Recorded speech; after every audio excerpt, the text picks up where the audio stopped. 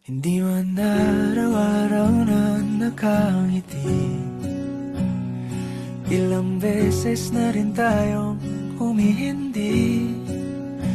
Di na mapilang ang ating mga tampuhan. Away bati natin di na namamalayan.